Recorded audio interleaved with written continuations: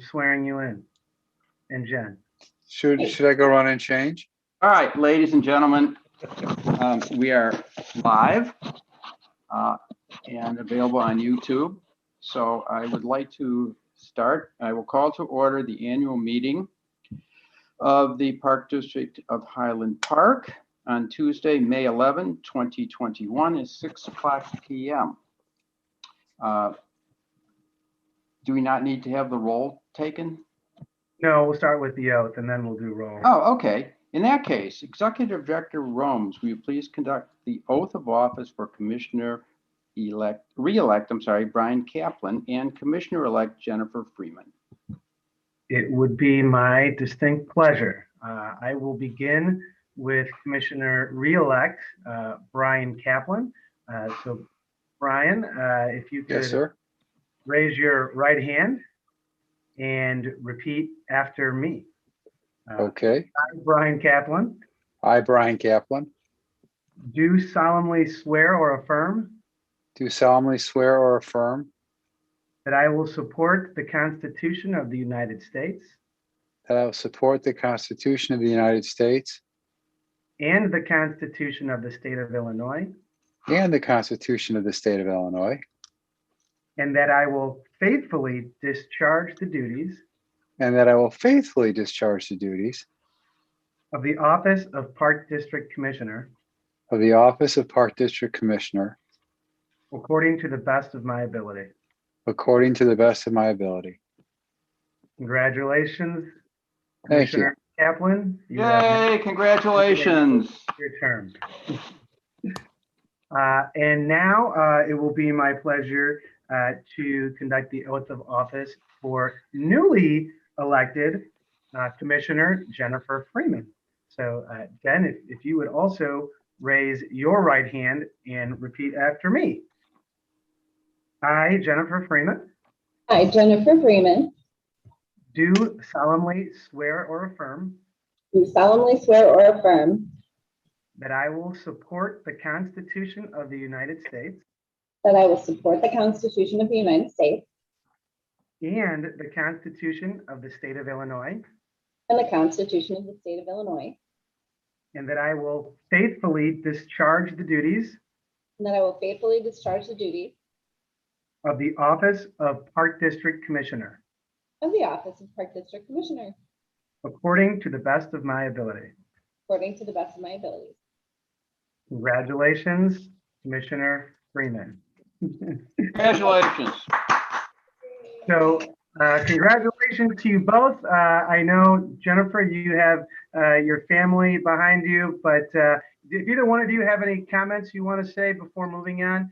I just want to wish Jennifer a happy birthday. Yes, and happy birthday to Commissioner Freeman, obviously an extra special day. Yeah, and I'm really excited to be here. So everyone's been very encouraging and full of support so far. So I look forward to a great run here. And we look forward to your being here and working with you as we move forward. Congratulations to both of you. Congratulations. Well, let's now have a roll call. Roxanne, would you please call the roll? Commissioner Bernstein, Here. Commissioner Grossberg, Here. Commissioner Freeman, Here. Vice President Kaplan, Here. President Ruttenberg. I am here also. Thank you. The next item on the agenda is the election of officers. Executive Director Romes, would you please conduct the election of president? I will be happy to. So at this time, I will open the floor for nominations for the office of President of the Park Board of Commissioners. I nominate Barney Ruttenberg. I'll second that. Thank you. Is it Barney or Barnett? Today is Barnett. You're right. I Okay. nominate Barnett Ruttenberg. Yeah. Roxanne, will you And please? then I second the amended motion. Okay, actually, before we even need to second or first the motion, are there any other nominations? Okay, so we'll stick with those same. So now we need a motion to close the nominations. So moved. Thank you, Mr. Kaplan. You're welcome, Mr. Romes. And a second. Second. Thank you, Commissioner Grossberg. And then Roxanne, please call the roll. Commissioner Bernstein, Aye. Commissioner Grossberg, Yes. Commissioner Freeman, Aye. Commissioner Kaplan, Aye. President Ruttenberg. I vote aye for myself, yes. Well, and that was to close the nominations. So now we will actually Oh. take the vote for Hey, Commissioner Ruttenberg as president. Let's take a roll call. Roxanne? Oh, wait, hang on. You think the Senate Sorry. has trouble doing their business? Commissioner Bernstein, Aye. Commissioner Grossberg, Yes. Commissioner Freeman, Aye. Commissioner Kaplan, aye. and then President Ruttenberg. Yes, thank you. Okay, the motion carries and congratulations, President Ruttenberg. As Thank president. you, thank you. It's appreciated. Well, now we go to the Vice President. Oh, I did one. I nominate Kerry Grossberg for Vice President of the Park District of Highland Park. And I second the nomination. Thank you.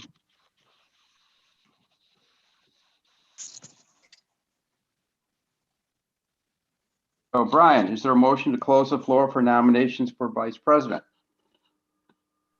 So moved. Is there a second? Second. Should we do this by a voice vote, Brian, and say, all in favor, say aye. That's Aye. fine. Aye. Opposed? Nay.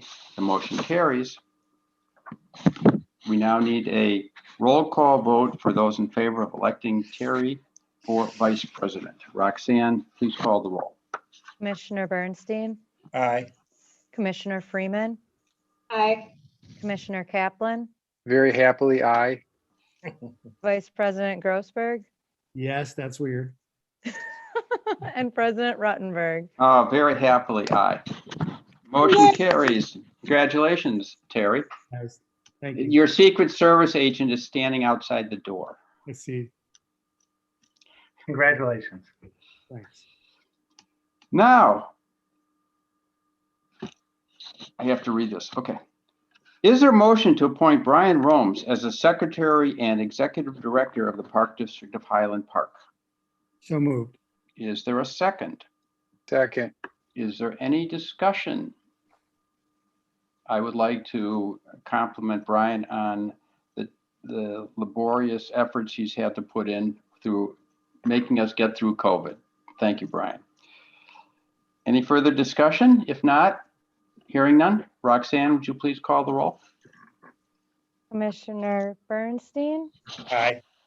Commissioner Freeman, Aye. Commissioner Kaplan, Aye. Vice President Grossberg, Yes. President Ruttenberg. Yes. Motion carries. Congratulations. Thank you. Oh, now we go to the Assistant Secretary acting under the general supervision of the Secretary/Executive Director. Is there a motion to appoint Roxanne as the Assistant Secretary acting under the general supervision of the Secretary/Executive Director? So moved. So moved. Is there a second? Second. Somebody second. Jennifer, second. Pumpkin. Okay, good. Is there any discussion for this wonderful nominee? All right, well, it wouldn't be right for Roxanne to call the roll. So Brian, would you call the Take care roll? of it. Commissioner Bernstein, Aye. Commissioner Freeman, Aye. Commissioner Kaplan, Aye. Vice President Grossberg, and President Ruttenberg. I vote aye. Thank you. That motion carries. Roxanne, you have a lot of work to do. Thank you. Oh, now we can go to the treasurer. Is there a motion to appoint Mary Lynn Peters as the treasurer? So moved. Is there a second? Second. Is there any discussion? I think, Cal, you should say something now. Oh, thank you. I think that, as echoing what Barney said about Brian earlier, Mary Lynn has done a yeoman's job with regard to ushering us through COVID, and also putting up with the finance committee on a twice a month since we've done all these meetings since COVID, and she's done an outstanding job. So thank you very much. I think that was appropriate for the chairman of our finance committee who works closely with you. Mhm. So now, Roxanne, would you please call the roll? Commissioner Bernstein, Aye. Commissioner Freeman, Hi. Commissioner Kaplan, Aye. Vice President Grossberg, Yes. President Ruttenberg. I vote yes as well. The motion carries. Congratulations. Thank you. Oh, now we go to the IMRF authorized agent. Is there a motion to appoint Donna Dunn as the IMRF authorized agent? Isn't that the organization that is in that? No, never mind. You don't want to know. Is there a motion to approve? So moved. Is there a second? Second. Is there further discussion, or should we go to a vote? Does everybody know what that? I am. Good point. Good point. Yeah, Brian, would you explain the IMRF authorized agent? That's the Illinois Municipal Retirement Fund. And so she conducts all of the necessary business in regards to the relationship with dealings with this, that organization. So, is that what you're looking for, or are you looking for? And she gives us the guidance along with Mary Lynn to be sure that our contributions are up to snuff and that retirement benefits are properly allocated. Terry, that's the job of the vice president. Thank you. Nice. Right. I just want to say, as the most recent new member of the board, I'm going to be very sensitive to when we use those alphabet soup letters, that everybody understands what those are, between PDERMA and IMRF and 1,000 others. We're just going to have to be slow and patient. I know Jen's a lot smarter than I am, but it took me a while to catch on to what all that was. Well, LOL. So let's go. Is there a, we had the second, we've had the vote, we've elected her, correct? Correct. Okay. But have we had a roll call? I was going to say that's what we have to do now, I believe. Yes. Roxanne? Sure. Commissioner Bernstein, Aye. Commissioner Freeman,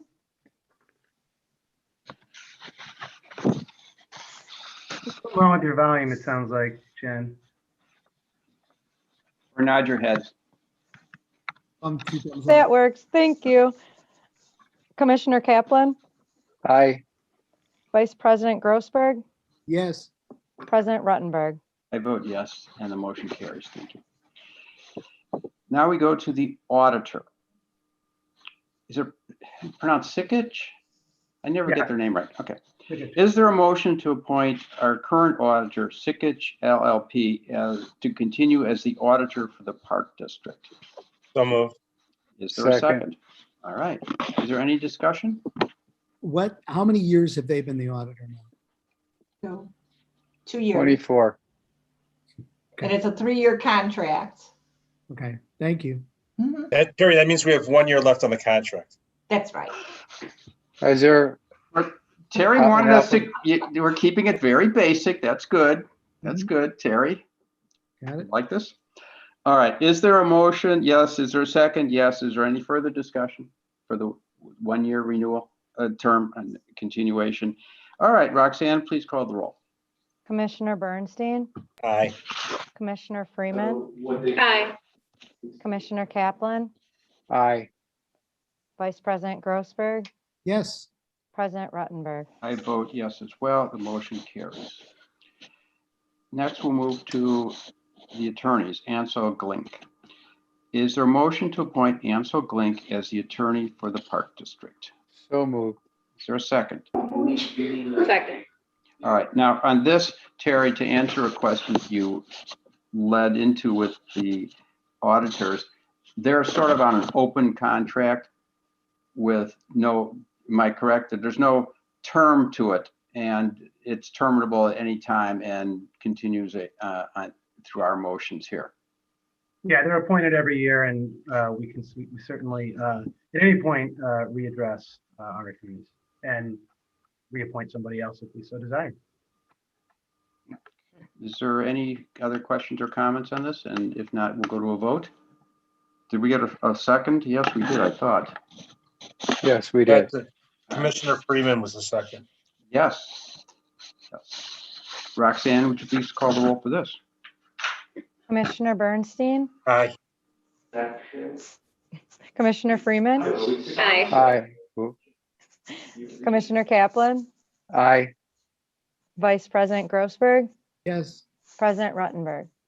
I vote yes as well. The motion carries. Well, we've now conducted all of the business, I believe, for the annual meeting. Brian, am I correct about that? There's nothing we wanted to add to the agenda? We Nope, good? We're good. everything is good. Congratulations, everybody, and thank you. Move to adjourn. Second, All right, Roxanne, please call the roll. Commissioner Bernstein, Aye. Commissioner Freeman, Commissioner Kaplan, aye. Vice President Grossberg, Yes. President Ruttenberg. I vote yes as well. The motion carries. It is 6:17 p.m. So I now get the information for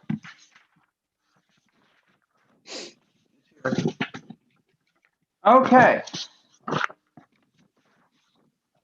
Ready to move into the workshop meeting. Brian, we're good? Yes. Okay. we can go. Oh, okay. I'm sorry, what? Is there a Nope, we're good. Okay, I'd like to call to order the workshop meeting of the Park District of Highland Park on Tuesday, May 11, 2021 at 6:19 p.m. Roxanne, would you please call the roll? Commissioner Bernstein, Here. Commissioner Freeman, Here. Commissioner Kaplan, Here, Vice President Grossberg, Here. President Ruttenberg. I am here as well. We have a quorum. We have all the commissioners present. We'll go to additions to the agenda. Executive Director Romes, are there any additions to the agenda? I do not have any additions to the All agenda. right. That being said, we will go to public comment for items on the agenda. And I will read this. Anyone wishing to speak will need to use the raise hand function in Zoom to indicate they would like to speak. The board president or the board secretary will call on registrants who have activated the raised hand feature in alphabetical order. Executive Director Romes, is there anyone from the public attending this meeting who wishes to speak and provide public comment? There are no hands raised, so there is no public comment. Thank you.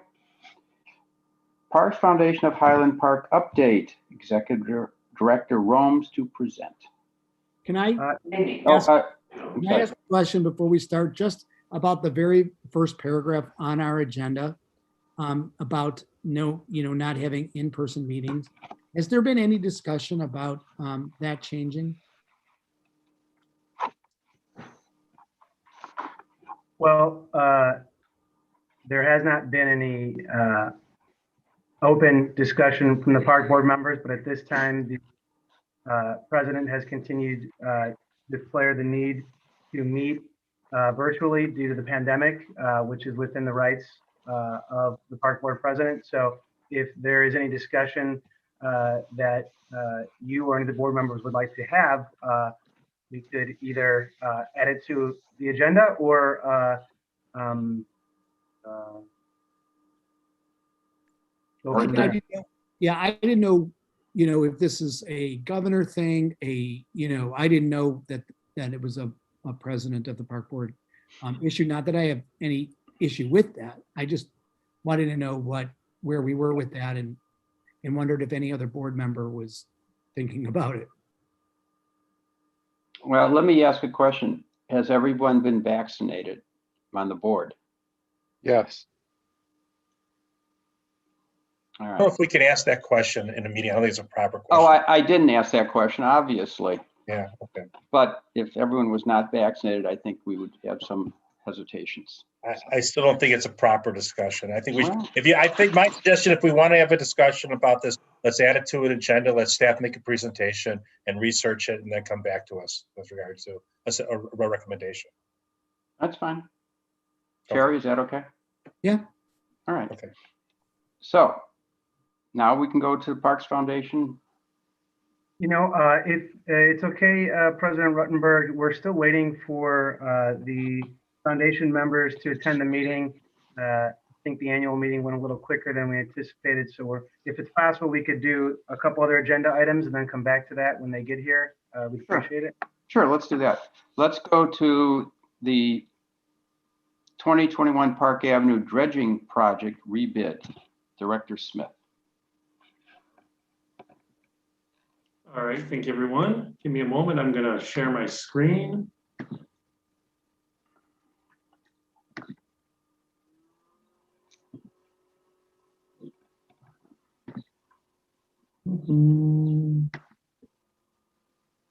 All right, there we go.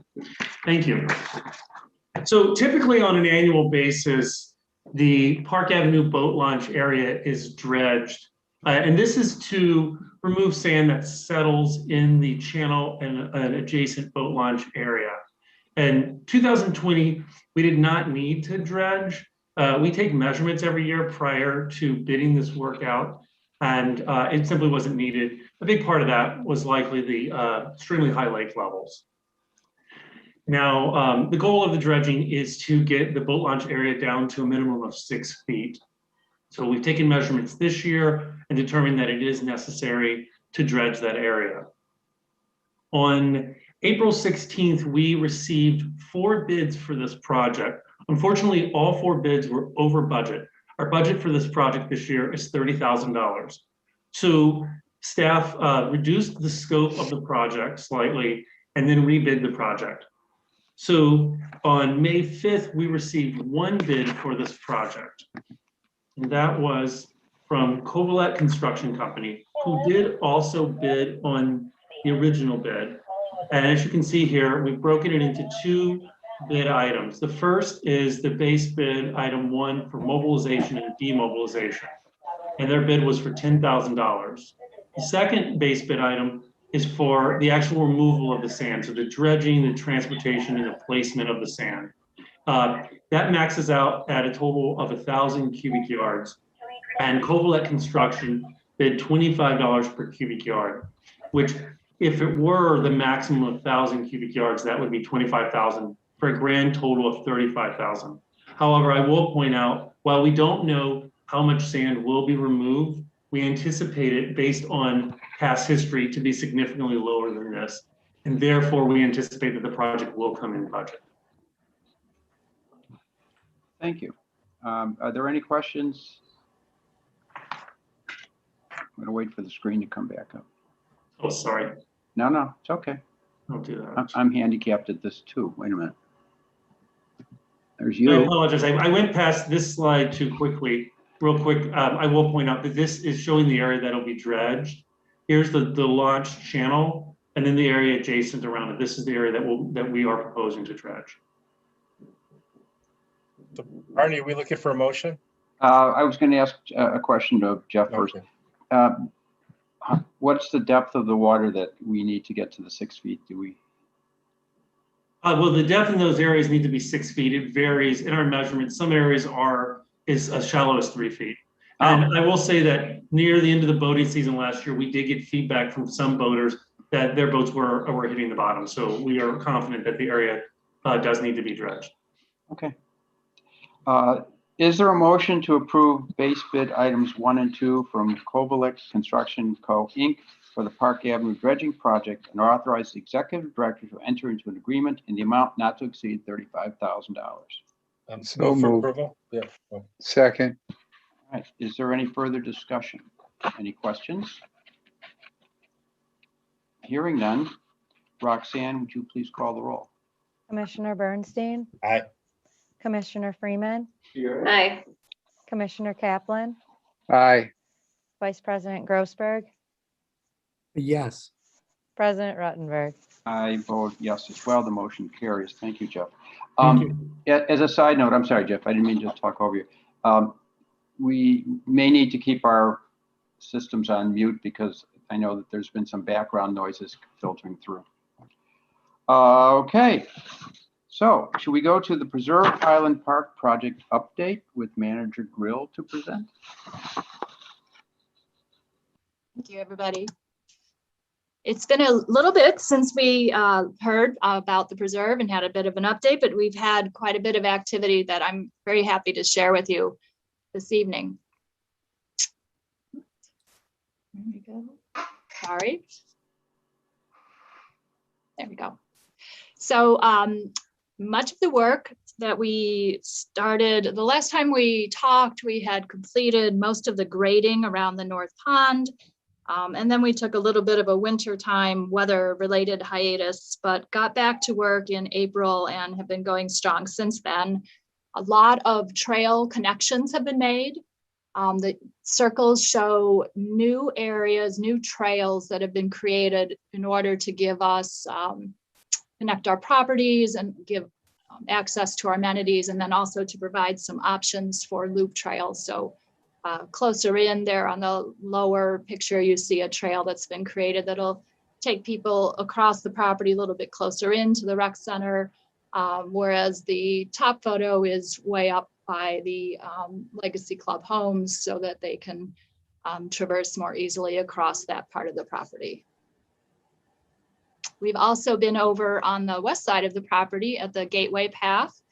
That pathway has been prepared for asphalting in the future, and also was widened to the required 10 feet that we were looking for. We have also been taking out some pathways.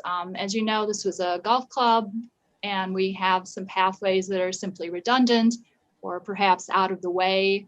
So the paths that you see circled here are paths that have been taken out, and I'm happy also to say that either they are planted now with native plants, seeded with native plants, or also could be open lawn depending on where they lie in the planting plan. So that will be for our enjoyment. We've also started working on some of our features. So up in the top there, you see the view seating area, which is at the north end of the pond. That's staked out for excavation.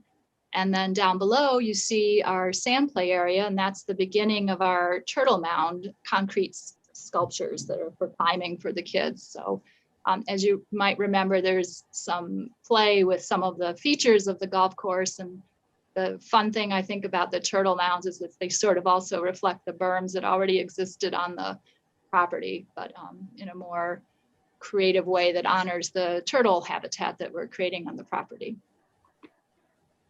We have also started work, that's the Council Ring Nature Maze staked out up above. They've made quite a bit of progress even since I took that photo. We have our overlooks that are going to be on the Skokie River Woods side and also at the North Pond have been fabricated in shop in Wisconsin, and we are working out some design details for the footings of those. We've also, as I said, completed now the North Pond grading. That's all been seeded. That's our IEPA funded project. And shortly, in the next few weeks, the contractor will have live plants to plant in the swales that are also part of that project. And then material deliveries have been starting. So you can see there some of the stone that'll be used for benches around the property. Skip one there. I apologize. So this is our schedule. We're on track, and what we are expecting is the contract is substantial completion or completion by December of 2021. We anticipate that we'll be able to have a sort of a sneak preview in October for stakeholders, board members, city officials, perhaps coordinate that with the foundation to do a little bit of fundraising around it. And then we would like to have a community-wide celebration in May of 2022 to open this preserve, not only to the public, but also just to sort of celebrate, again, being able to come together after the year that we've had. Here's where we are financially. The work through May is reflected here. We are reviewing the invoice for Team Real, but that number will go down lower. So, you know, we're on track as far as this goes. And that is what I have for you this evening. We also had I would say, we had a very successful River Day event out at the preserve. We did about 30 volunteers came and we picked up trash, and we also planted some seeds that were donated to us from Project Wingspan. And a couple Saturdays from now, we'll also be doing some planting of pollination plants that were also donated to us by Project Wingspan. We'll be using volunteers for that. And that's all in support of the Illinois Monarch Project that the Park District is taking part in. So that is my report. Well, that's very good. Can I ask a question to start off? On this page, you're showing a total of approximately $1.7 million. Yeah. And then at the bottom, we're showing through May 11th, 1.6 projected. Yes. Okay. Yes, that relates back to our finance presentation, our finance committee presentation, and actually our last discussion when we approved the additional path work. So we have $1.7 million, which includes our 2 grants, and taking into account other expenses that we foresee, we have approximately $80,000 in change for contingency right now. So okay. That's the difference between the 1.7 and 1.6. No, that's great. That was my question. Is there any other questions for Rebecca? Terry? I did have a couple. Where is the turtle area? Where is that located on the grounds? Sure. If you were to follow the little arrow that's there from the lower picture, you can see the actual location. I see. Yeah. Yep. Okay. I'm really glad to see that is close to the entrance, you know, closer. Yeah. You know, that makes a lot of sense.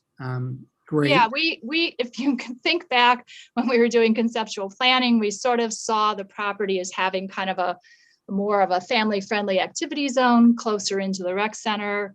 Then in the middle zone was a you know, more of a passive recreation picnicking zone, and up north up near the Legacy Club was our quiet zone, where we really didn't put a lot of activity in with respect to the neighbors. Oh yeah, makes total sense. Just a couple more things.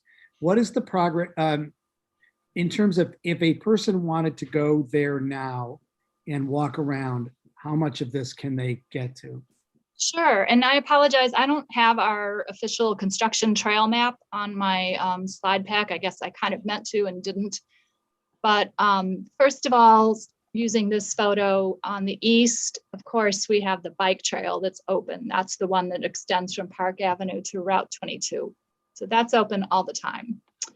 We also created that first yellow trailway coming off of the bike trail we created in order to allow people to travel northward from there. They can go up to the point where the Legacy Club ponds are and loop all the way around to 22 and come back down. And then there is another pathway that we have on the far west side of the property, which is that loop that's in the southwest corner. So there's actually, I believe that path that goes up to 22 is about 1.6 miles, and then the smaller loop is 0.5 miles. Okay, great. I was wondering about the far northeast corner. What is the plan for, what was that, the old 6th, maybe fairway over there? You know, and what, you know, what are our plans for that? Is that the one that's shaped like a boomerang, kind of? Yeah, Huh? Sure, that is part of what I was mentioning before, just a quiet zone for habitat. It's been planted in. You might remember that we started our plantings about 3 years ago, or fall of 2018. So that area has been seeded and maintained as a short grass prairie. We also try to enhance the areas that would be viewpoints from the condo buildings there with flowers. So on the edge of it, we have more what you would call forbs, wildflowers, just for view. But there is no activity planned up there other than the nice walking path. so will the existing golf carts paths, are those still going to be, you're going to still be able to, well, yeah, because you said that that's where you can walk now, right? Yes, that's Yeah. right. Okay, and my final question is just back to the budget sheet. I was just seeing what you mentioned, Team Ryle, or what is that? Real is our contractor for construction. Oh, okay. Okay, thank you. You're very welcome. All right. Jen? No questions. Brian? Or Cal? Actually, I have a question. Okay. Oh, I'm sorry. Go ahead, Barney. Barney, go ahead. Go ahead, Brian. No, I didn't have a question. I just wanted Rebecca to let me know when they're planting. I'd like to join in and help. Oh, that'd be super. I will make sure you know about that. Thank you. That's all I had. I forgot Barney instructed us all to be on mute. Okay, my question, I don't know if this is right for Rebecca or somebody else. With the closing of some of these paths, has an analysis been done to assess how first responders and emergency vehicles and emergency people are going to be able to access different portions of the park? Do you mean the closings that are temporary for construction, or do you mean in the long run? I'm really kind of concerned more about the long run. I mean, you know, short term, you know, I'm sure things they can adapt, but I'm more long term. If you, let's say if someone needed some medical assistance, certain places in the park, have we done the analysis on how those first responders are going to be able to access those areas? There are 2 areas that I can think of that would be true for. One is the gateway path, where we actually met with the fire chief at the time, the safety coordinator for them, to ensure that that path was accessible to them, and also that they had a key to the gate that exists up there. So we took a look at that one. I would be assuming, and I think I'd be right, that the path on the east side, which is the bike trail, is accessible for emergency vehicles. After that, I would have to turn it over perhaps to Dan, but I would say that one thing that we certainly do is ensure that the emergency services have a current version of the trail map.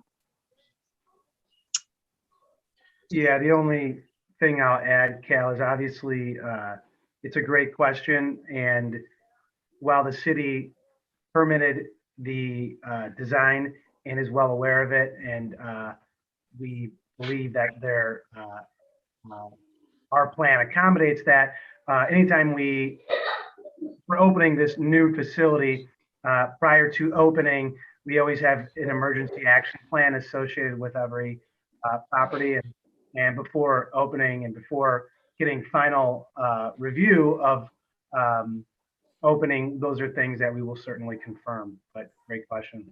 I mean, I just think in this portion, while it's under construction, it wouldn't be a bad idea to engage the fire chief just to make sure that he's comfortable with, number one, the changes we've made there. Number two, it provides that the fire department or the police in that respect, or any first responder will be able to access in case there's an emergency situation out there. Will do. We'll follow up. Thank you. All right, no further questions. Rebecca, thank you. Thank you very much. So now we'll go to, Brian, have our visitors from the Parks Foundation arrived yet? Raphael Labrador is here, but we're still waiting for Bob Bernstein. No, I'm here. Oh, I am here. he's under Liz Gagola. Go, Oh, man. am I? Okay. I was trying to find myself earlier, actually. Oh, and so was I. I'm like, where is Bob? Okay. You that's can't great. see me, I assume, because I don't see my face up there. No, we can see you now, and we can see Rob. So I'll just do some brief introductions. Obviously, for the sake of those watching, the Parks Foundation is our 501c3 not-for-profit that exists to ensure access to our programs and services and facilities by providing such things as our SMILE scholarships, as well as raising funds for Park District infrastructure, such as the new short game area at Sunset Valley. So tonight, we are welcoming two members of the Parks Foundation of Highland Park, our past president, Bob Bernstein, as well as newly elected president, Raphael Labrador. And I wanted to give them the opportunity to talk to the park board about some progress. We wanted to them and be aware of who they are. But before I do turn the floor over to Bob and Rob, I do want to take a few minutes just to share some words of appreciation to Bob, as he is the outgoing president, and he has been with the foundation really since its inception. And some words I want to share on behalf of staff, myself, the board, and Terry's the liaison, and Mary Lynn are very involved. But what we really want to say about Bob is, Bob truly embodies the meaning of community service. Bob joined the Parks Foundation board in May of 2017 and very quickly offered his services by being the first president of the foundation. Admittedly, I think Bob will tell you as well, he humbly said, I'm not really sure exactly what the president does, but I'm going to do my best to learn along the way. And that's exactly what Bob did. Bob attended every event, and he worked tirelessly over the years to recruit members, to recruit sponsors and donors. And his passion for providing these opportunities to the less fortunate are just so evident through his words and through his actions. And under Bob's guidance as president, he worked to build the FYI program, which provides scholarships to Highwood families, as well as the Michael Goldman Golf Scholarship Program was initiated.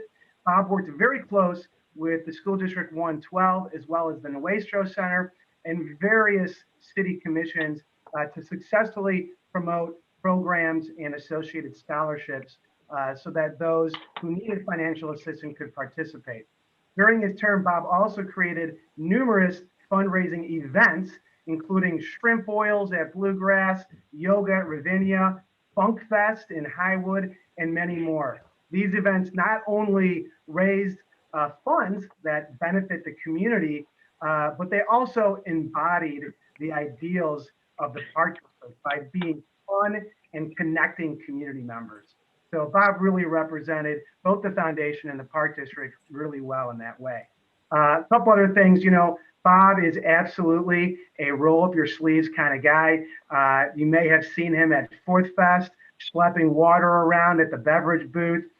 He's participated in our Firecracker 5Ks. He honorably represented the foundation in the pie eating contest. You may have seen that. And he's volunteered at numerous tables at our events. He attends Chamber of Commerce meetings, events, and so much more. Under his leadership as president, all 8 seats of the foundation board were filled, including 3 officer positions. He initiated with the board the strategic plan, for the foundation, along with the key working committees, including the governance committee, marketing, fundraising, and finance. So that's a lot, but you know what? Bob has done a lot over the years, and he's just hardworking, motivated, fun. He's humble, and he loves his community. So we couldn't ask for anything more, but we probably will from Rob. But Bob, on behalf of the Park District, and I know all the foundation members and the entire community and the Park Board, we just want to say thank you for your years as president. And that's it. Just want to say thank you. I think we all echo that, everything you're saying, Brian, and I think we should welcome Raphael, and would like to just interrupt just a second and say we would appreciate your presence at some of the board meetings. It's not that we don't like to listen to Terry explaining what the foundation is doing, but I think we'd welcome an opportunity to meet you in greater detail. And I just say one additional thing in working closely with Bob, as we all learned in the musical Hamilton, it wasn't until George Washington stepped down from the presidency that we saw how strong the country can be. So this was a very selfless gesture on your part. And now we're going to see the strength with Rob coming in, that of this being handed down without a bloody coup, or without the whole thing, honestly, without the whole thing falling apart. That is honestly was my fear, that Bob was really, really holding it together. And I was really worried, like, if we pulled that last straw, would all the marbles come out, kind of thing. So I really appreciate that we've become good friends, and I've learned a lot from him. And I'm so grateful for all the work that he put into making it fantastic, and for setting sail for the future, which is going to be very, very bright as we come out of this pandemic. Ernie, I have something to add also. I mean, I think, I met Bob through this process. Everyone thinks we're related somehow. And I know he has a great name because he has the same name as my father. So every time I hear Bob Bernstein, I'm turning around looking to see if my dad's around. But I want to just say that the events that I've attended and watching Bob's passion with this is just, he's made the whole thing fun. And I want to thank him for making it fun. And it's been a pleasure working with you. And I look forward to seeing my brother from another mother around town. Well, now I have to chime in too. So I spent the most time with Bob when he recruited me to the Parks Foundation, and all heart, man, just all heart, and very good work that you've done. So amazing. Raf, I've worked with you on a few things too, and I've never seen anyone in the moment facilitate the way that you do. So I am very excited to see what happens going forward and to help be a part of it. And don't go anywhere, Bob, because we're still going to need it. Amen. Amen. Well, thank you well, again. Thank you. That's terribly humbling, and I really wish I pushed the record button before you all started. It's recorded, don't worry. Okay, that's true. It is recorded. I forgot. And by the same token, Brian really stole my entire speech, if you will. He kind of went through everything that I was planning to go through, but I will add a couple of different things. And I want to echo Terry's sentiment too, and Brian's as well. One of the best things about being a part of this foundation is I've got to meet a whole bunch of people. I've gotten to meet some movers and shakers. I've gotten to places and met people and be friends with people like Terry, like Brian, like Liz. I'm going to forget a couple people. Sorry about that. But those are the main people that I've been working with. And really, when I came to the Parks Foundation, the first thing that I really thought that I really wanted to accomplish and establish, and I think you've all echoed it as well, is I think that we should be the foundation of fun. And a lot of the events that we did, like the shrimp boils and the yogas and all those things, they were meant to be recruiting events and to spread some PR, but to really show that we can showcase our park district and our community and really be a fun type of foundation as opposed to a bunch of sticky heads and stuff like that. In the 5 years, again, as Terry said, I felt a couple of times it was going to totally fall apart on me. I called Terry a couple of times as well as Liz and said, holy, you know what? I don't know what I'm going to do. And thank God I had guys like Roth and now Terry Foster, who's a part of us, and Matt Pistine, who you might know, and a couple of other people too. I do think that we have set a nice, good foundation. Hopefully I did tee it up and kick it off for Roth to flourish. A couple of things that I just want to put a couple of more things in here that were omitted from Brian's excellent speech. In the past year, COVID, although it did treat us from a fundraising perspective, not in the best of ways, it did treat us in a working perspective in a tremendous way. What we did in the past year, we created a board manual that it has a governance, it has all of our committees, descriptions of job titles, disclosures, inclusivity types of things. And it's meant to be a board manual, not just for our board members, but also to prospective board members, and try to get them to see exactly what it is and see that we're a really serious foundation. We're really trying to do some serious things. We also have established, or we're about to establish, a junior board, which we're hoping, and I'm at a meeting tomorrow, we might be having a pickleball tournament to raise funds to create a scholarship. And the pickleball tournament will be next week to raise scholarship for summer camp. The idea behind that was to try to get into the high school for the board members that were in the high school to kind of spread it through their own family and friends and try to bring more people to the foundation. And we've also been really successful in doing some of these virtual events, which we also have to thank the Park District for. The Firecracker 5K, we did a Bites the Parks that was absolutely tremendous. I think it's going to be 10 times better this year, which we did at right around the Labor Day weekend. And both of those were just tremendous events that raised money very, very quickly, and we were able to get sponsors really quickly. And with that, I think that what we tried to do is we tried to put our goals in line with the Park District as much as possible. And I'm going to kick this off to Roth because this is where we're taking it from here. What we recently did is we hired some consultants to help us move forward, particularly in fundraising and particularly in how to recruit.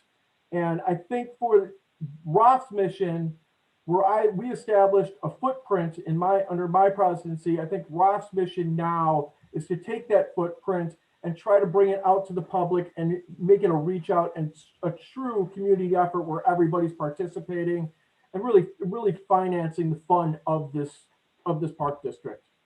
So again, I thank all of you. It's really been great. And I will be sticking around. You won't be able to kick me out. Brian will still be talking about music. Same with you, Terry. In fact, we're going to a concert. And with that, I'm going to leave it over to Roth. Thank you, Bob. And I want to echo all the great words about Bob. I mean, you guys said it really, really well. You've inspired me for four plus years now, Bob, and I hope we can continue to keep the momentum. I feel a great sense of responsibility to keep the momentum and keep the passion and the energy going behind this board that you've really instilled from the beginning. And like Bob said, one of the things in building this strength, we've really professionalized ourselves a lot more. We've gotten a lot better at the governance and sort of running an organization like this and understanding where our goals can be and what we can accomplish. And part of that's working with your staff. And so Brian, you said some great things about what we're doing, but I have to really give a lot of kudos to your staff, and Liz and Mary Lynn are as integral as anyone in how this goes. And your participation is incredibly important as well. But just knowing what the capabilities are and how much they put in of themselves, how unselfish they are of their own time, they really deserve as much recognition as any of us for what we're accomplishing here together. So with that said, we wanted to take a look at where we wanted to go first. And I think when you figure out that you have events like the ones we've been talking about, we have capital projects like the Incredible Preserve project that Rebecca was just presenting, and we have basic fundraising, right, giving. Where do you begin? And that was one of the major reasons why we engaged this nonprofit coach organization, which has some pretty good bona fides when it comes to this type of thing, having worked with some high profile organizations. And so we kind of presented them with our case and sought some feedback on where we should go next. and they were incredibly clear. The main mission of our organization is raising money. Everything we want to do relies on money. You know, if we want to participate and contribute to Park District mission kinds of things like underfunded projects, or to really contribute to things that, you know, you just don't have the resources to do everything that you want to do, or whether we want to be able to participate in giving scholarships to folks in the community that are in need, we need money to do that. And they were laser focused and clear in their direction to us. And we've been going through a series of trainings, including last week, where we really went through even role plays of learning how to kind of do prospecting and target search, setting up your description of the cause, and being relentless in kind of going after developing a greater breadth and depth of community members who are engaged. At our size, we can't afford to spend a lot of time only doing events and projects. We have to have a greater group of people who are engaged with us as an organization, who are bought into the cause and give on a regular basis. And there's a very systematic way to do that. So what we've been focusing on is learning how to kind of connect the different members of the community around the different pillars of what we do. Is it, are folks motivated by the opportunity to really impact diversity and inclusion, equity in our community, right? So that everyone who wants to participate is able to do so. We can uniquely have a direct impact on that as a foundation working with you guys. Other things that people really care about, including the environmental aspect, and just they have passion for different kinds of programs or different kinds of things that the Park District is doing that they want to really contribute to and kind of enrich. So our mission and our next step is really taking on a full accountability for the entire board, the entire organization, to go out and invest heavily in this fundraising component and become professionalize that aspect. That's where our major focus is for the remainder of 2021. And there's some good news there that COVID, although it's been devastating economically, has actually been incredibly good in the giving department. And people have been giving more because they understand the need is there and they really care about giving. And so what our mission is each of our board members, and this will be the kind of the major focus of our next board meeting after this training we just had, is going to be coming up with our own lists, which many of us have begun to do, and actually systematically going out and engaging with people to ask them to participate, either with time and direct engagement with us, with giving, or with rolling up their sleeves on projects, or even as prospective board members. So that's our key focus. And we have a stretch goal of an incremental $25,000 to raise over last year's total. And so, you know, I'm really glad, Barney, that you spoke to, you know, a desire to engage with us, something I'd love to do. We'd love to keep you guys close to what we're doing, get your input. Obviously, our missions are incredibly connected in terms of what we're trying to accomplish. There's really no area in which we have a differing goal, right? I think we're aiming in the same direction as far as I can see. And so part of what we wanted to do tonight was ask you all as members of the community to individually meet with us and provide at least 3 names of people that you think are going to be motivated by this cause, which is an incredible cause. That's another thing that came out of the discussion with the nonprofit coaches. They said, you guys are sitting on something unbelievable. This Park District, the type of community that we're in, is just an unbelievable opportunity to have an impact. So what we really want to do is we're challenging ourselves to do this. We're giving ourselves stretch goals. We're asking you to consider joining us in participating in doing that, giving us some names, helping us make introductions, and have that dialogue. The only commitment is to sit down and have a dialogue so we can share what we're doing and look for those opportunities to connect with people who want to get involved in one way or another. So that's our ask to you tonight. Well, that sounds very reasonable and plausible. And obviously we'll work information through Brian so that we can connect and continue the good work. Well, thank you. We appreciate the presentation, and good things have been happening, and I'm sure they'll be happening in the future between our 2 organizations. So thank you. Thank you. And I just want to add one more thing, which is where I wanted to start because I felt blushing. I totally forgot this. I should have started. You guys are very, very lucky to have someone like Jennifer Freeman join your board. I can't say enough good things about her. I mean, she'll probably run circles around you, and just let her go ahead and do so if she needs to.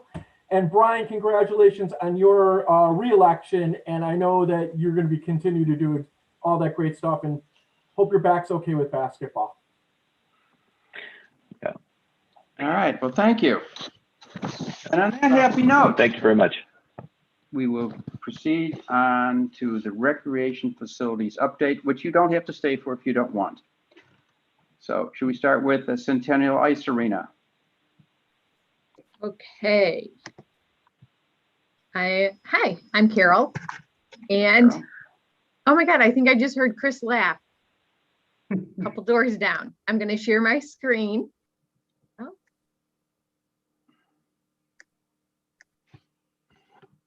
And give me a second. Okay. Here we go. Do you guys see the Centennial Ice Arena screen? Yes. Okay, thank you. All right. Well, it didn't change. Okay. Chris. That's why I was laughing. I know. I don't know why. If you can't get it out of Okay, here we presentation go. mode, Carol, that's certainly okay. We're good. Okay, yeah, I don't know why it's not doing that. All right. This first slide is a high-level overview of 2020-2021. More details will be covered in the upcoming slides, so I know I'm going to go through a lot of stuff, but I'll also explain a lot of stuff. Starting with our 2020 recap, we had a really strong start to our winter 2020 session, and then a few weeks after that, with a few weeks left in the session, we had a shutdown in March 2020. In addition to the shutdown, we had our compressor project scheduled, so we did not have ice from May to September 2020. Gymnastics classes resumed in May 2020 with our competitive team girls having indoor and outdoor practice. Skating classes, as well as our hockey rental groups, resumed in September 2020. Unfortunately, we hit Tier 3 mitigations in November 2020, which only allowed 10 people on the ice, so that resulted in less ice time use for Falcons and Giants. Also, because of mitigations, our winter 2021 session had a delayed start by 3 weeks in January. But we did start classes the end of January, which led into a really strong spring session. We implemented a new skating program called Aspire, which I will explain more about in the upcoming slide. As you see from the picture on this page, our gymnastics team placed second at our state meet just a couple weeks ago. The girls were so happy to be able to compete this season because they missed their state meet last season. Currently, we are preparing for our ice show, which is actually this weekend. We are super excited to be able to hold an ice show as last year's show was canceled. The ice show is a scaled down version this year due to mitigations, but we do have 13 numbers with 107 registrations. This summer, we're looking forward to adding 2 new rental groups to the ice. And our gymnastics program is starting to rebound. That's actually a funny thing in gymnastics. As I mentioned previously, the gymnastics team worked out all summer. We conditioned outside while being socially distanced. As you can see in that picture, we actually had them spaced out. Thankfully, we were able to also practice indoors. Our parent taught and preschoolers took a little longer to return to classes, but our spring session is trending in a positive direction, and we actually had to add more preschool and parent taught classes. As you can see, we exceeded our enrollment and budget numbers for spring, and that is mainly due to the early childhood and youth participants feeling more comfortable to return to the gym. And for skating, our skating classes have shown increases in each session, and many of our classes are full, especially our basic skills classes. We did add additional classes for that level. We started the Aspire program, which is for skaters who aspire to move into more advanced levels and acquire new skills to begin official U.S. figure skating tests and competitions. This program helps guide the transition from our Learn to Skate group classes into U.S. figure skating competitive skaters. With many students in school remotely or hybrid, we did offer more freestyle ice during the daytime, and our packaged ice is full and we have many skaters using the drop-in ice slots. And we have private lessons at Centennial. For the first time, we offered private skating lessons taught by Park District of Highland Park skating instructors. We held these lessons during Tier 3 mitigations from November through January, and they were really popular. In that time frame, we held 233 lessons. We have always offered private gymnastics lessons, but we definitely increased during the mitigations, and we had a total of 132 lessons. We do have hockey rentals, and our hockey rental groups mainly include the Giants and the Falcons and 2 men's groups. Their seasons run September through May, and then we also have summer rentals. The 2019-2020 hours include school group rentals. However, we have not had school group rentals since March of 2020. So the 2020-2021 increase in contracted hours from 2019 to 2020 is due to an increase in our hockey rental groups using the ice. The difference of contract hours and actual hours relate to the hockey groups not using the ice due to COVID restrictions. We have also had special events at Centennial, and with many events canceled in early 2020, we're really happy to be able to offer smaller scale and pre-registered events starting in October 2020. We held our Tri-Skating and Gymnastics Day in October 2020. That was our first major special event being back in the facility. And we had 36 unique participants. We were also able to offer our winter and spring skating exhibitions. Our winter exhibition was with a virtual audience, and our spring skating exhibition allowed 2 spectators per skater. As I mentioned previously, the new Aspire program allows us to offer many clinics and a spring break camp that were very popular. The Aspire target audience is for basic 5 through free skate 7 levels, and those skaters enjoy hanging out at the rink and taking these programs. Since we didn't have an ice show last year, the skaters are super excited for the ice show this weekend. Our facility upgrades include the compressor and chiller project that was from May through September 2020. As you can see from the pictures, the before very old compressor and the after very nice new looking compressor with a chiller on top. The middle picture is the ice mat that is used with the new compressor which the NHL teams use. We are currently in the planning stages for the 2022 renovations to the facility, which will include the lobby, offices, and locker rooms. And thank you for listening. And do you have any questions? Well, thank you for a very good report. Let's start with Cal. Do you have any questions? No, no questions. Just a comment. Again, you guys had to make a lot of changes over the last year. You've done an extraordinary job. I look forward to the planning process moving forward, and as we will hopefully be able to show the community a new and improved Centennial ice rink, hopefully in the near future. And I'm sorry that I can't go to the ice show this year because of COVID, but please, I want to go next year. My favorite is when the kids cross together, and I love that portion of it, and I can't wait to see that next year. Thanks so much. Brian Kaplan. No questions. Great report, Carol. Thank you. Terry. No questions. Jen.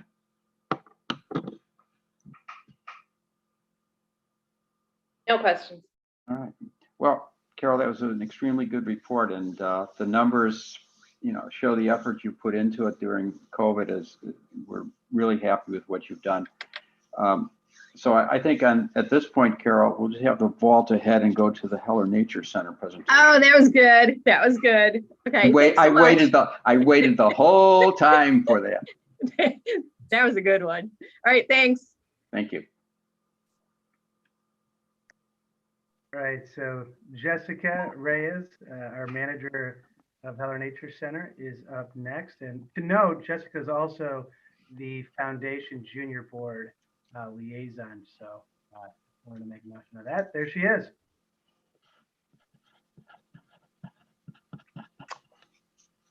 Good evening, everybody. Thanks for having me. So I'm excited to present to you what we had going on in 2020 and 2021. So going into 2020, we were excited at Heller because we were going to be celebrating our 40th anniversary. And we had tons of activities and events planned for that year. However, due to COVID, we did have to close in March. Our building is closed currently. However, we are opened for programming and for rentals. I'm having the same problem too.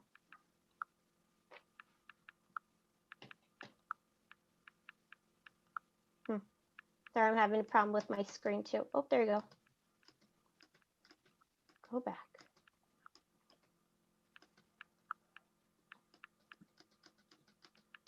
Sorry about that. There we are. So one thing that we did reopen in May when we had some new mitigations, we did open our trails. And so staff worked really hard to put out signs on our trails with COVID guidelines and creating a one-way trail system in order to help patrons keep distant. There was some trails we did have to close that were pretty narrow, and it was just impossible to keep people distant safely within those spaces. So those areas were closed. To keep visitors coming back, we did offer some unique things. We had our story walk. It was a donation through the foundation by Mar Johanna. And so we installed that in March. And we have a story that is changed out quarterly that patrons could come with their families and read a story along our trail. We did also have an art exhibit on our red trail. And that brought out unique users who were there to see their friends' artworks that we had in the trees along our red trail. It's about a mile long, and we had about 60 art exhibits up. We also offered cross-country skiing this year too, which was very popular. We had a reservation time slot. So due to the capacity inside our room, we were only allowed to have 8 skiers in our room at a time. And we offered 1-hour ski rentals, and we were booked every day. It was very hard to get a time slot. It was a pretty popular sport to have, and people were definitely appreciated that we're open for the ski season. Some new things for 2021, we're going to continue our time reservations for ski rentals. We have an Eagle Scout who is building a new play feature in our Wanderwoods play space. He's going to be creating a music area. We're going to continue to work with our donator to put out new books on our story trail. And one thing we are working on is designating a possible walkers trail during winter to help keep skiers and walkers separate.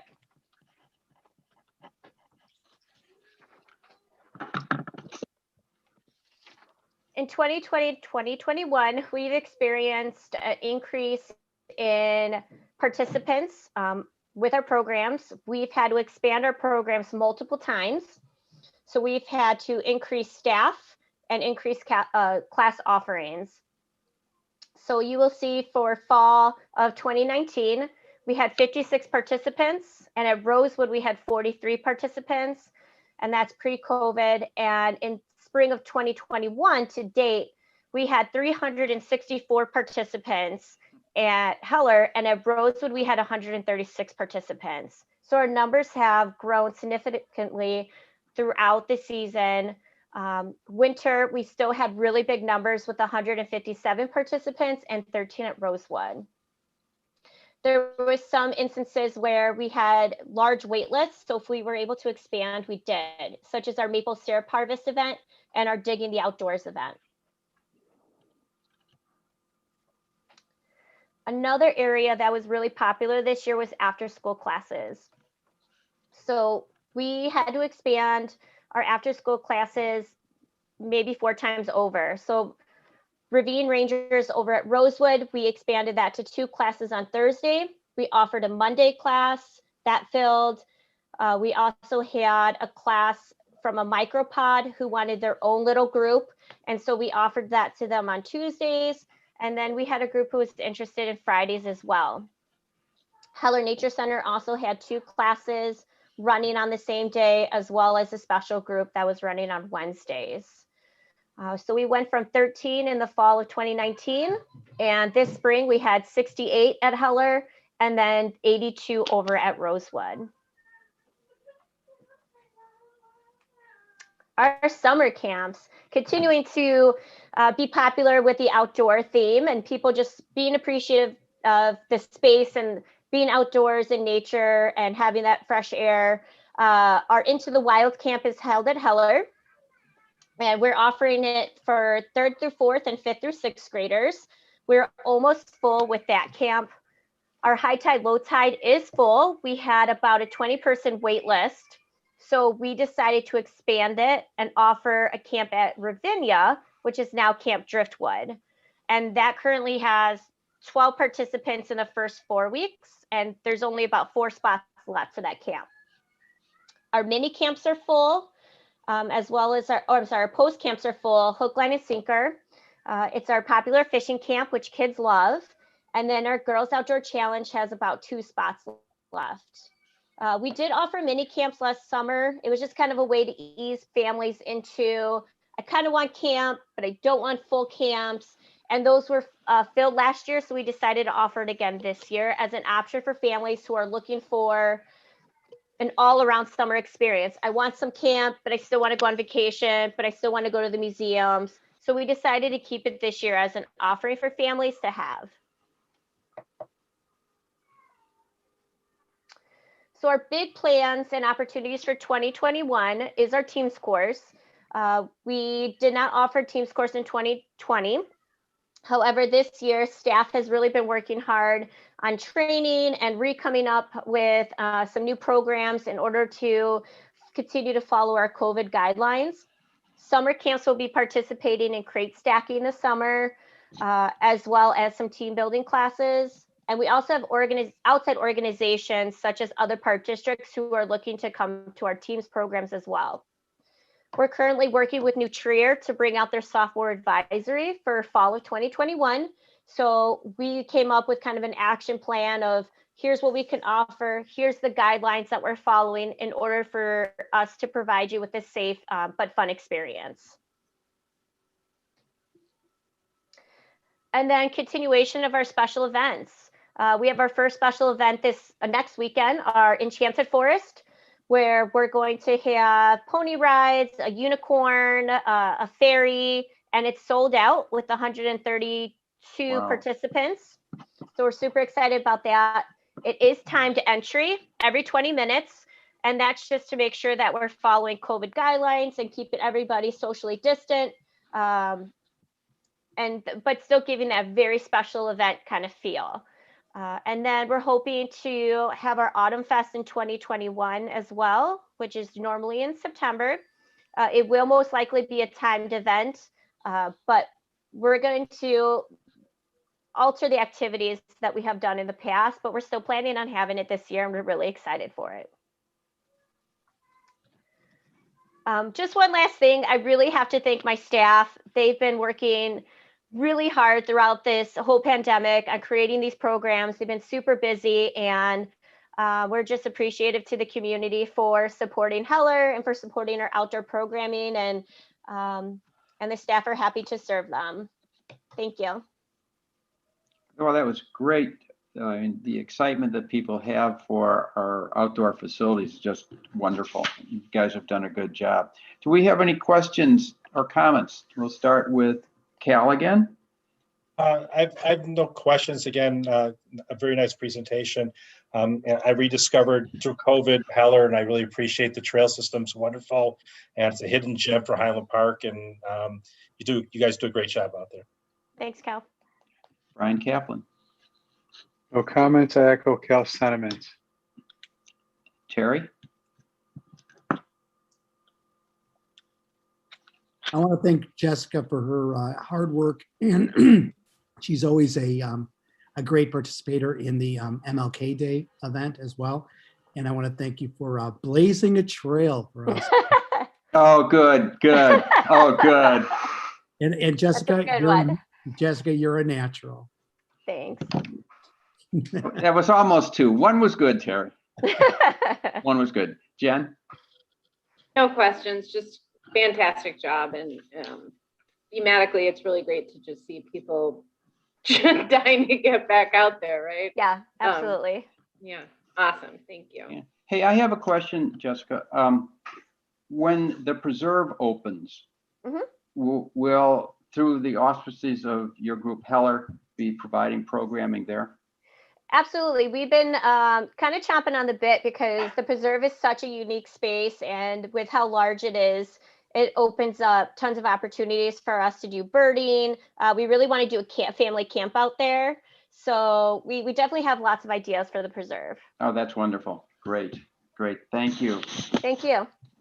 Well, I have no nice segue that I can come up with to go from Heller to water safety. So I'm sorry, maybe somebody else can.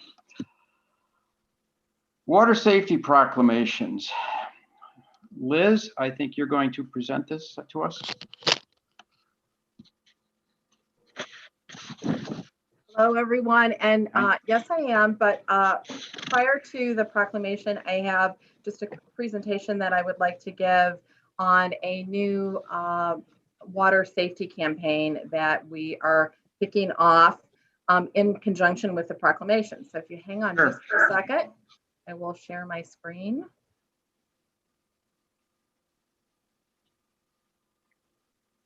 And my presentation is started at the very last slide. So I quickly got us back to the first slide. So this campaign was really started when we sat down with our aquatic staff earlier in the year to start talking about marketing for our lakefront and for Hidden Creek. And one of the things that they requested as part of our marketing was really to focus on a very important message. And that was to really encourage people and educate them on the importance of swimming only at a beach on Lake Michigan that's guarded by a lifeguard. And there are lots of important reasons. You know, beach safety is always a priority. Any kind of water safety is a priority. But we really did learn from our experience last year when we had so many people coming to our beaches that there were a lot of people who were swimming at our unguarded beaches, our non-swimming beaches. So this was really an important message that they wanted us to ramp up this year. So our goal for the campaign was we've got to grab people's attention. That's number one, because when you're going to the beach, you've got your picnic basket, you've got your towel, you've got your kids, you're ready to go to the beach, and we really needed something as that would grab their attention as they are coming to the beach, but also through other multimedia outlets that are available to us. We also wanted it to be fact-based. We didn't want to just say, these are our non-swimming beaches and this is our swimming beach. We wanted to really make them understand the importance and why it is important to only swim at a beach with lifeguards on duty. And we wanted it to be very action-based. So that being said, we tapped into two of the organizations that really are focused on water safety and the Great Lakes. It's the Great Lakes Surf Rescue Project was one of the organizations that we tapped into. They are a nonprofit organization. They really primarily consolidate resources for facts and figures on drowning, on water safety best practices, but also focused primarily on the Great Lakes. So they work with the World Health Organization, the Red Cross, the CDC, U.S. Life Saving Association, and they actually are also the only organization that tracks Great Lakes drownings. You will see them, especially this time of year, quoted quite a bit in the media. If you Google them, you'll see them on a lot of news shows and quoted in the Tribune. They also work with communities on beach safety programs and open water surf lifeguard certifications. They worked most recently with Waukegan and also with Glencoe, I believe 2 years ago. The other organization is the Great Lakes Water Safety Consortium. They're a nonprofit out of the University of Michigan, and they provide best practice resources for the community and for beach operators like the Park District of Highland Park. So our campaign, the key messages, again, dangers of swimming in Lake Michigan, why you should only swim at a beach with a lifeguard on duty, and other tips to keep you safe in the lake. So the elements of the campaign include non-swimming signs at our non-swimming beaches that will be up starting on Memorial Day weekend. We also have a spread in our summer brochure introducing the campaign and information that was sent out to the community on May 5th. We also have Beach Safety Week and Boating Safety Week proclamations, which we are asking you to read and to, I guess, pass or verify this evening. We also have a special email blast, social media, information on our website, and media outreach that will start on May 17th, which is the first day of National Beach Safety Week. And then we also are providing water safety tips on emails and social media, and also a video PSA that will be sent out throughout the beach swimming season. So here is kind of the cornerstone of the campaign. It is a sign with a shark. Again, we wanted it to be very eye-catching. These will be posted at our non-swimming beach locations. And the message really is, when you see a shark, you don't go swimming. And we all know that. That's something that we all understand. But we also know that there are no sharks in Lake Michigan. And our shark is here to warn you that lifeguards are not on duty at this beach and swimming is prohibited. Swimming off a Lake Michigan beach without a lifeguard on duty can be as dangerous as swimming in shark-infested waters. So that's sort of the main attention-getting message. And then we go into more details about just the dangers of Lake Michigan, that Lake Michigan ranks as one of the deadliest of the Great Lakes to its strong shoreline currents and waves, and more than half of the Great Lakes drownings happen on Lake Michigan. And of Lake Michigan drownings, of all of them, half of them occur right in our area from Milwaukee to Southwest Michigan. So this is really, like I said, sort of the cornerstone of the campaign. And I also wanted to mention too that there is a QR code that people can scan if they want to get more information on safety tips and information on swimming in Lake Michigan. The QR code will go to our website, and we also have the information in Spanish, and people can also scan on the QR code to get the Spanish translation of the sign and the safety tips.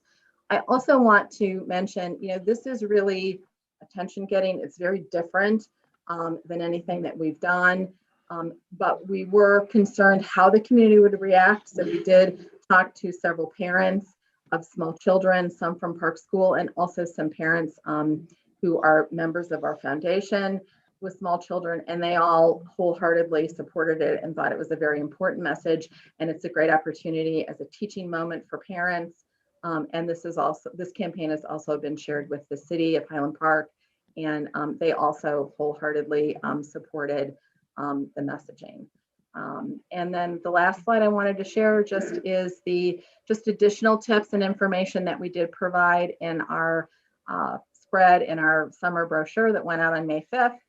And this information, again, will continue to sprinkle out to the community through social media and other vehicles throughout the summer season to remind people the importance of staying safe when you're swimming in our lake. Any questions? No, I think that was a very good report, and I especially like the surfboard shark sign.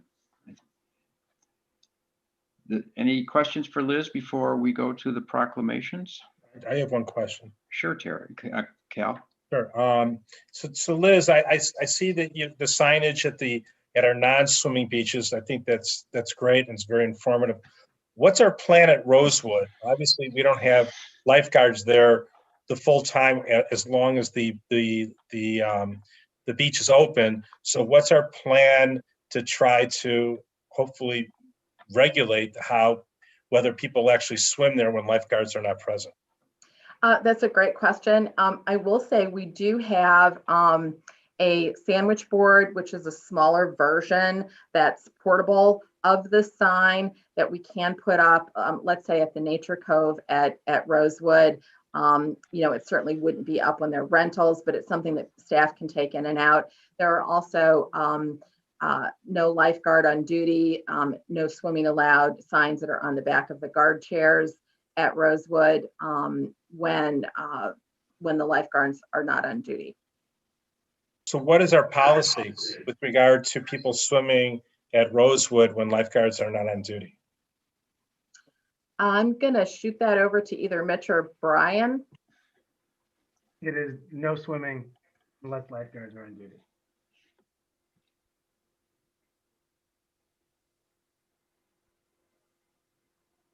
Any other questions? And at the other beaches, I assume we're going to have like those park ambassadors to enforce it. How does that get enforced at Rosewood? We have ambassadors, yes, 7 days a week from at Rosewood specifically as early as 9 a.m., but every night until midnight. So there'll be someone at all of our lakefront properties that will be monitoring that.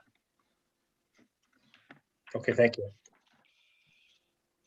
If there are no other questions, I will now read the two proclamations. Park District of Highland Park Beach Safety Week Proclamation.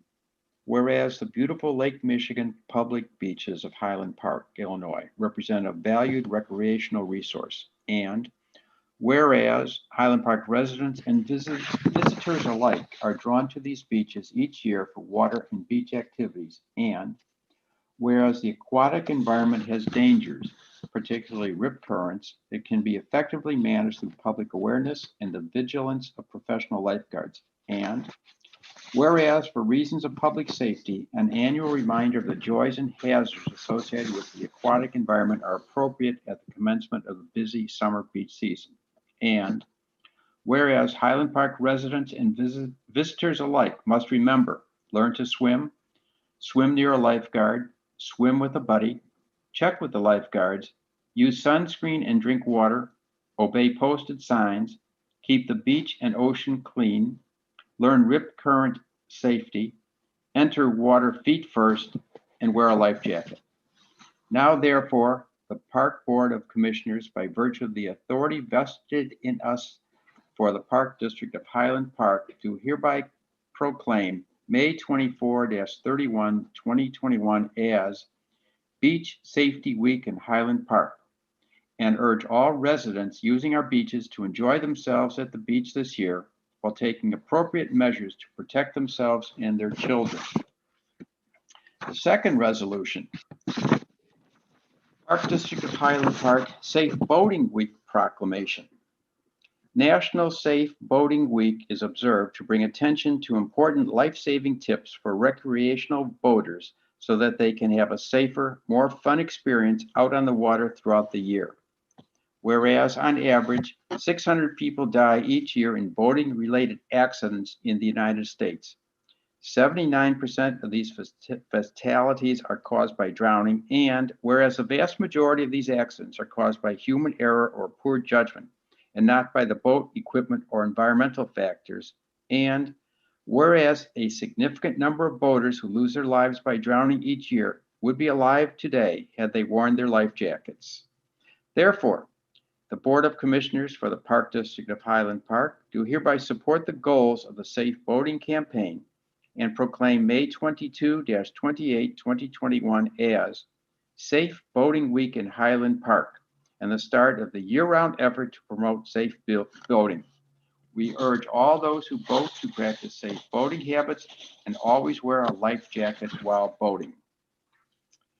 Is there a motion to adopt the Beach Safety Proclamation declaring May 24-31 Highland Park Beach Safety Week and to adopt the Safe Boating Proclamation declaring May 22-28 Highland Park Safe Boating Week. So moved. Is there a second? Second. Roxanne, would you please call the roll? Commissioner Bernstein, Aye. Commissioner Freeman, Aye. Commissioner Kaplan, Aye. Vice President Grossberg, Terry? Terry, Oh, Terry. Yes, yeah. President Ruttenberg. I vote yes also. The motion carries. Thank you, Liz, and everyone for these efforts. Next, COVID-19 Emergency Operations Planning Update. Brian Rones. Thank you, President Ruttenberg. So to wrap up the meeting, I'm going to give an update. As you said, the COVID-19 emergency operations.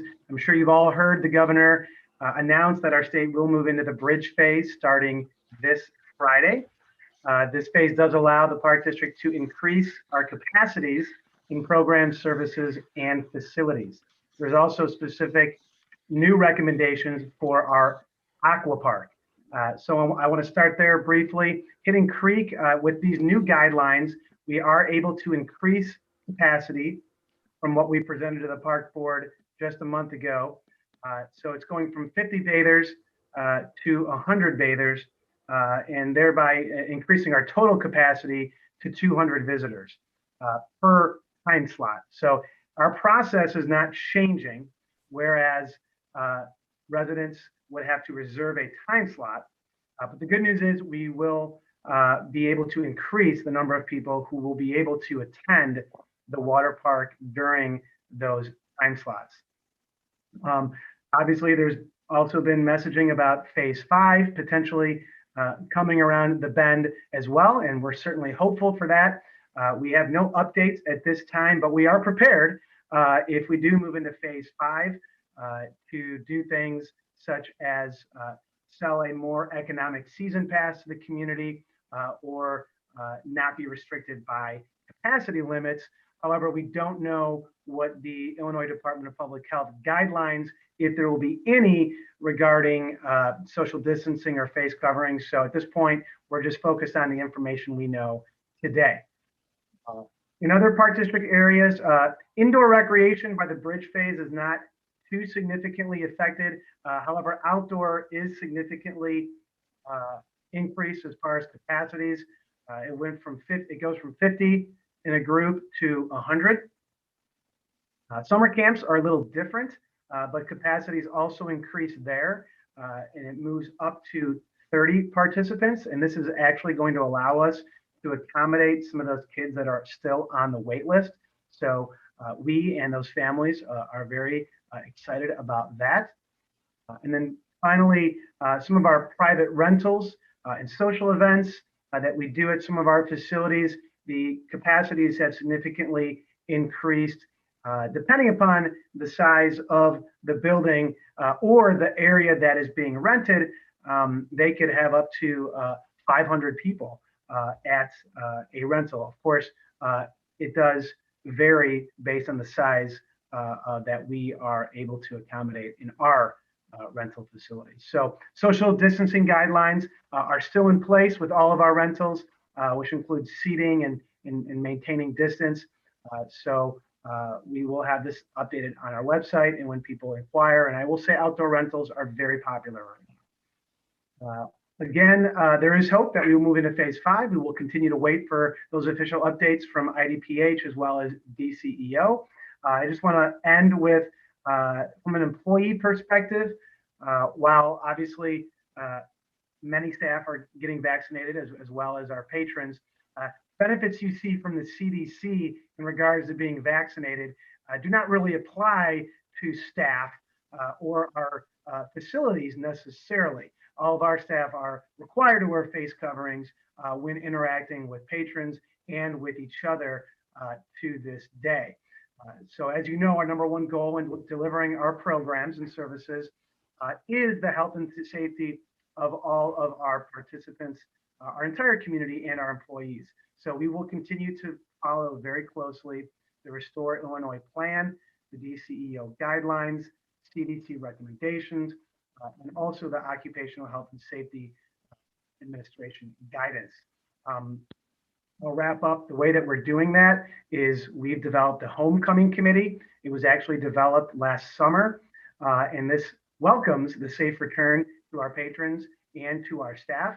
There's a very robust return to work plan that every staff member was required to be trained on and sign off on, and it's also now part of our new hire onboarding process to go through that return to work plan, as there are many guidelines that you otherwise would not be aware of. So we update that manual on a regular basis anytime there are updates.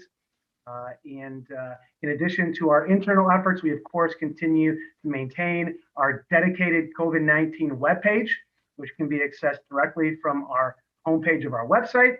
And communications are regularly shared on our social media outlets, including through our email database and in collaboration with the City of Highland Park and their communication outlets. So all in all, we are very fortunate. We've had very few COVID cases with both staff and patrons, and we believe this is due to our very proactive approach and strict adherence to the recommended guidelines.